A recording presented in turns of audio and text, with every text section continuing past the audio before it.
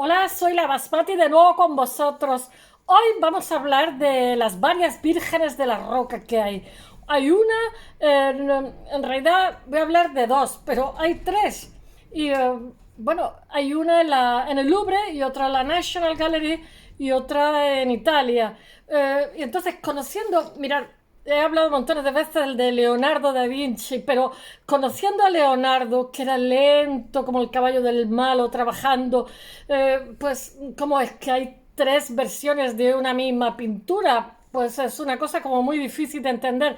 Solo recordaros que Leonardo era hijo de un notario, era hijo ilegítimo, que no pudo heredar los bienes de su padre, estaba prohibido si era bastardo, pero eso no quita que su padre lo crió con mucho amor y ya que vio que tenía facultades para la pintura, el dibujo, etcétera, artística, desde muy jovencito le proporcionó medios para que pudiera desarrollarse como una persona cultivada, pero eso no quita que él no llevara toda la vida ese estigma. Y de hecho, a la Virgen la hace monoparental, o sea, San José no aparece por ningún sitio.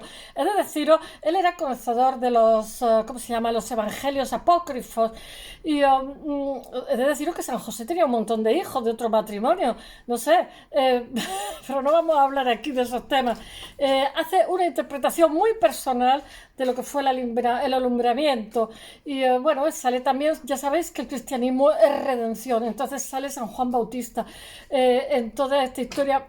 Pero os voy a decir una cosa, Dan Brown con el Código da Vinci, la gente cree más en una novela, en una ficción, que lo que es la realidad y lo que son los especialistas de arte y tal. Entonces, Leonardo, desde aquella obra, desde aquel que fue un bestseller y desde aquella película que la vio todo el mundo o casi todo el mundo, pues hay otra forma de mirar a Leonardo que es muy curiosa y es desde la ficción, porque claro, este autor, a pesar de todo, pues lo que tenía se construía hipótesis que no son ni mejores ni peores, pero son sus hipótesis difíciles de contrastar, como la de los especialistas que también tienen otra hipótesis, y entonces, por lo tanto, nos movemos en un mundo de cierta incertidumbre que todavía le da un aura más mágica y más interesante a Leonardo y a su obra.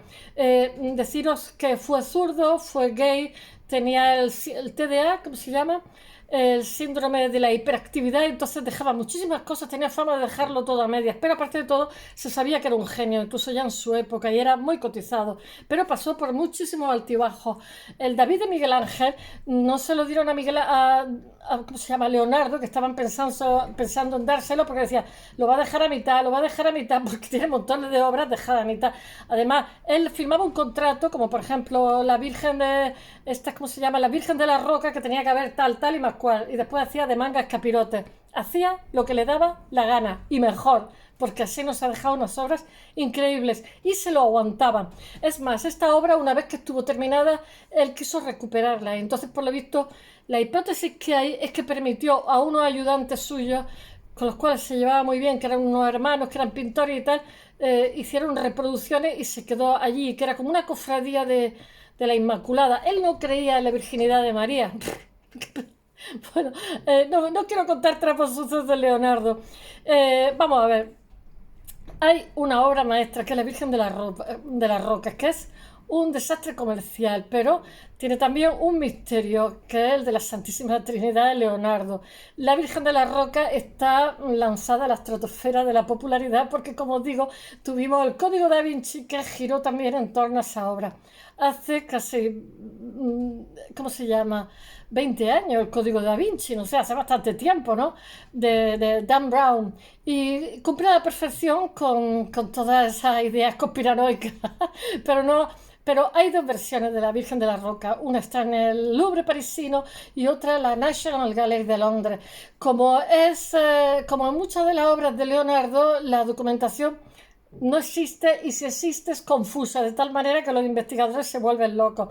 Y los principales expertos han construido ¿cómo se llama?, como un corpus de hipótesis, pero todos son castillos en el aire acerca de la duplicidad de esa pieza, porque hay, como os he dicho, hay una en París y otra en Londres y su contenido. Pero sin embargo, bueno, deciros que Leonardo, cuando empezó a trabajar, cuando empezaba en un taller, aparte de estamos en época de gremio, aunque ya no sea el medievo, primero empieza a machacar pigmentos, a mezclarlos con aceite, en fin, barrer el suelo, etcétera, etcétera. Pero, y después poco a poco vas haciendo cosas, caras de bebé. Entonces, Leonardo se le daba muy bien los paisajes. Ya sabéis que sus obras se caracterizan por el esfumato, que es una especie como de sombreado de imprecisión, ¿no? Bueno, para horror de los anteriores, las teorías que difundió el bestseller de Brown, los anteriores son los especialistas, calaron hondo en el gran público. El gran público pasa como, a mí me sorprendió, ¿no? ¿Cómo se llama? Paradise Lost. Paradise Lost es una obra poética acerca de Adán y Eva, inglesa, que es maravillosa, que tuve que leerla en inglés. Y la gente cree antes Paradise Lost que la Biblia. O sea, cosas que puso el autor allí han calado tanto en la sociedad que si se cita a la Biblia, se cita Paradise Lost, que no tiene nada que ver con la Biblia, que hizo una versión suya maravillosa. Bueno, y me sorprende muchísimo las obras que se hacen populares, que llega un momento en que parten de un sitio y realmente son ellas las referencias para la gente. Pues aquí, con el Código Da Vinci, pasa algo parecido. Bueno, Leonardo, vamos a ver, vamos a empezar por el principio. Dejó Florencia. En Florencia fue acusado de sodomía. No se pudo demostrar, pero lo humillaron y se fue. Y partió hacia Milán. Y estuvo trabajando para las familias Sforza, yo qué sé, 16 años, 20 años, una cosa así. Bueno, él era jovencito y era famoso ya en su Toscana. Se fue porque no le gustó nada lo que pasó. Eh, pero era famoso tanto por sus ideas, porque él era inventor, diseñador, ingeniero, yo qué sé, su genialidad ideas, como por su incapacidad de completar las cosas, porque tenía el TDA, el síndrome este de la hiperactividad. Ay, hace calor. Bueno, en la Lombardía va a repetir el patrón. El caballo de bronce de los Sforza nunca se llega a hacer. La verdad es que son atacados también, tengo que decirlo. Nunca se materializó. El icónico fresco de la Última Cena se empezó a descascarillar porque hizo experimentos, pintó ¿cómo se llama? Una pintura mural, pero en vez de pintarla con cal, en lo cual se queda cal a la pared, lo hizo con, ¿cómo se llama? Con óleo y se descascarilló, se craqueló poco después de terminarla. La han restaurado y la han restaurado preciosa. Bueno, antes de esos dos fiascos estuvo la Virgen de la Roca, antes de estas dos cosas. El encargo, ahí tiene un contrato de 1843, procede de la Cofradía de la Inmaculada Concepción, y lo que quieren promover es una asociación de familias ricas de allí que lo que piden es una ancona, que es un retablo con un final redondo. En la parte de arriba tiene como una curva, ¿no? Y para decorar la capilla de San Francesco, grande, un templo que está desaparecido, que en su día era el segundo mayor de la ciudad del Duomo. Después del Duomo, perdón. Leonardo se asocia con unos hermanos que os he dicho, que son unos artistas que tienen buen rollo con ellos, que son los hermanos di Perdi, y Ambrogio y Evangelista. El florentino, o sea, nuestro Leonardo, la Florenza, se encarga de la tabla central y Ambrogio pinta los dos laterales, que son más pequeñitos. El caso, Evangelista, por su parte, pondría sus habilidades en el miniaturismo, al servicio de los marcos. Los marcos eran muy importantes, estaban labrados, tallados, etcétera, etcétera. La cofradía había dado instrucciones, habían firmado un contrato donde se especula, ¿no? Donde se concreta y se da con mucha precisión de lo que quería del encargo. En el centro una virgen, yo que sé, el niño rodeado de ángeles y profetas, y los laterales debían de incluir cada uno 4 ángeles que estaban cantando, tocando instrumentos, en fin. Y no hizo nada de eso. Hizo lo que le dio la gana. No cumplió nada, así, pero nada, ¿eh? Los paneles de los lados acabaron protagonizados por una única criatura alada. El central, Leonardo pintó la Virgen de la Roca. Es decir, no hizo nada de lo que había firmado el contrato, pero como era un genio se lo dejaban hacer porque decían, bueno, lo que haga va a ser bueno. Pero ya se cree que todo esto viene de una idea que tiene con anterioridad en Florencia, ¿no? Yo qué sé. Esa idea rondaba desde hace tiempo, porque él lo repensaba todo mucho, mucho, mucho, era muy perfeccionista. De hecho, la escena precedente del Evangelio apócrifo de Santiago era muy popular en esta época.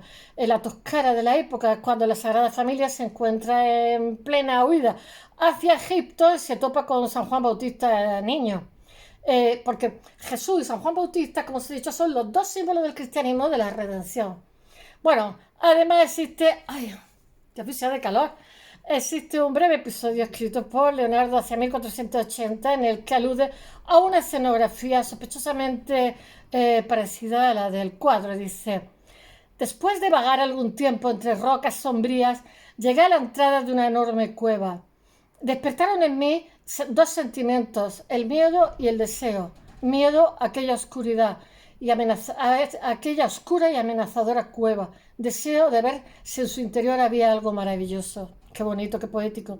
Entonces, la Virgen de la Roca lo que incluye es un efecto sombrío, un capricho geológico al fondo. La escena principal, todo esto lo voy a poner en el blog, transcurre en una cueva donde de repente emana como una fluorescencia que deja ver como algo maravilloso, el mensaje redentor del cristianismo que está encarnado en San Juan Bautista, como os he dicho, y en Jesús, un niño Jesús. Los grandes leonardistas han hecho correr ríos de tinta, como no, acerca del misterio de la obra, pero no he entendido al Código da Vinci como un herético mensaje oculto, sino como algo intrínseco a la pieza, su onírica atmósfera conseguida mediante el esfumato, como os he dicho, que es una vaporosa gradación de colores que sustituye a las líneas inventadas por Leonardo. Bueno, su peculiar iluminación, la composición piramidal, eso sí. Y además la Virgen es monoparental, no hay San José por ningún sitio, cuya rigidez rompe. Dice que freudianamente, como fue hijo ilegítimo, ahí hay una segunda lectura. Rompe la coreografía de manos y tiene una composición súper original. La mezcla de esta escena religiosa y de estudio de naturaleza, tal como era habitual en el artista, San José brilla por su ausencia. Fuera. Él era bastardo y lo llevaba clavado. Leonardo quitó sistemáticamente al padre de la criatura en este tipo de escenas y abogó por una sagrada familia, que era la Virgen María y el Niño Jesús, monoparental. ¡Qué moderno! Ya le había hecho la adoración de los Reyes Magos y lo haría después en la Virgen y el Niño con Santa Ana. Acudir a la psicología freudiana es de utilidad. El artista era hijo bastardo de una joven de clase humilde, Caterina, y un mozo de buena familia que era notario, Piero da Vinci, que no quiso o no pudo casarse con ella. La obra, después fue el único varón que le sobrevivió. ¿Estáis oyendo a mis niños? La obra tenía que estar terminada el 8 de diciembre de 1483. Atención. ¿Y sabéis cuándo estuvo terminada? Pues el 85. Porque resulta que la Inmaculada Concepción era la patrona de la cofradía y a la que estaba dedicado el altar. Pero Leonardo y los de Perdi la entregaron en 1985, 2 años de diferencia. Bueno, entre los artistas y la cofradía existían serias desavenencias en cuanto al precio. Los primeros clamaban que el inicial no había permitido ni cubrir el coste del marco y exigían un ajuste al alza, pero es que además lo curioso del caso es que después de terminado le hicieron ofertas más cuantiosas el Gonzaga, el duque. Bueno, las propuestas siguieron incluso después de completado y en 1492 está fechado un documento clave. Los pintores piden recuperar la obra, pues han recibido una suculenta oferta. Los más reputados especialistas defienden que el florentino, o sea, nuestro Leonardo, recupera la pieza y la envía a Ludovico el Moro, Ludovico Sforza, duque de Milán. Duca, que dicen ellos. De hecho, yo creo que era Ludovico Sforza, era condottiero también. Eran todos condottieri en aquella época. De hecho, alguna temprana biografía que dice que el cuadro como pintado para este, pero no fue pintado para este. Lo que pasa es que el otro le echó el vistazo y le gustó. Sforza a su vez la regaló ¿cómo se llama? Al emperador Maximiliano, porque estos tipos de regalos suponían alianza y suponía paz y suponía tratos comerciales, exactamente igual que pasa hoy. Bueno, a Maximiliano de Habsburgo, según deja entrever la documentación, en algún momento la obra viaja a Francia porque cuando Leonor, la nieta de Maximilian, se casa con Francisco I, pues entra dentro del paquete. En cualquier caso, en 1625 está probada su presencia en Fontainebleau de esta pieza. Hasta aquí la muy posible historia de la versión del Louvre, la primera y original. ¿Por qué existe una segunda pieza en la National Gallery? Pues porque Leonardo, que no, en realidad Leonardo no dejó nada y lo dejó al cocinero, a su ayuda de cámara, pintó tantas veces el mismo cuadro, es como muy raruno, ¿no? La teoría más defendida es la más sencilla, que la cofradía tenía un altar vacío y pese a que había permitido la venta de la primera pieza, seguía vigente el contrato con Leonardo para decorarlo. La segunda tabla ocupó la capilla de San Francesco Grande desde mediados de 1508. Allí permaneció hasta, o sea, 1781, cuando la cofradía quedó disuelta y un coleccionista escocés que se llamaba Galvin Hamilton la embarcó hacia Gran Bretaña y donde hoy reside la National Gallery. Estas son las historias de las dos pinturas, pero ningún especialista titubea en considerar esta segunda versión, que no es de la mano de Leonardo, que tiene una inferior calidad. Es bonita y está bien hecha, ¿eh? Entonces se supone que fueron los pintores amiguillos de este. Tampoco en creer que, dado que Leonardo partió a Florencia entre el 1499 y finales de 1508, en ella metió mano a Ambrogio di Verdi.